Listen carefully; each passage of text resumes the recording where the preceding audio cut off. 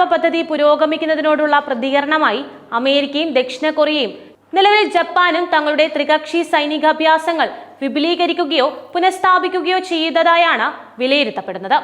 Korean ഉപദ്വീപിന് സമീപം July 13-ന് രാജ്യം സംയുക്ത വ്യോമാഭ്യാസം നടത്തിയത് ഇതിന്റെ ഭാഗമാണ്.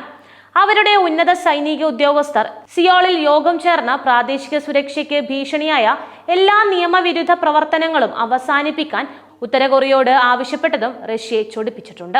അമേരിക്ക, ദക്ഷിണ കൊറിയ, ജപ്പാൻ എന്നീ രാജ്യങ്ങൾ ഉത്തര കൊറിയയെ ലക്ഷ്യമിട്ട് സുരക്ഷാ സഖ്യം രൂപീകരിക്കുന്നതിനെതിരെ മുന്നറിയിപ്പ് നൽകിയിരിക്കുകയാണ് റഷ്യ. ഇത്തരം ഏതൊരു നീക്കവും കടുത്ത പ്രത്യാഘാതങ്ങൾക്ക് കാരണമാകുമെന്നാണ് സെർജി ലാവ്റോവ് മുന്നറിയിപ്പ് നൽകിയിരിക്കുന്നത്.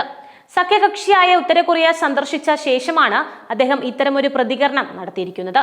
സൈനികവും മറ്റ് സഹകരണങ്ങളും ശക്തിപ്പെടുത്താനുള്ള ചർച്ചകൾക്കായിരുന്നു റഷ്യൻ വിദേശകാര്യമന്ത്രി ഉത്തര കൊറിയ സന്ദർശിച്ചിരിക്കുന്നത്.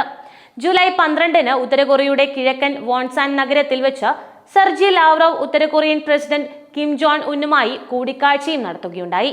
ഈ കൂടിക്കാഴ്ചയിൽ റഷ്യൻ പ്രസിഡന്റ് വ്ളാഡിമിർ പുടിന്റെ ആശംസകൾ കിമ്മിന് ലാവ്റോവ് കൈമാറുകയും ചെയ്തിരുന്നു.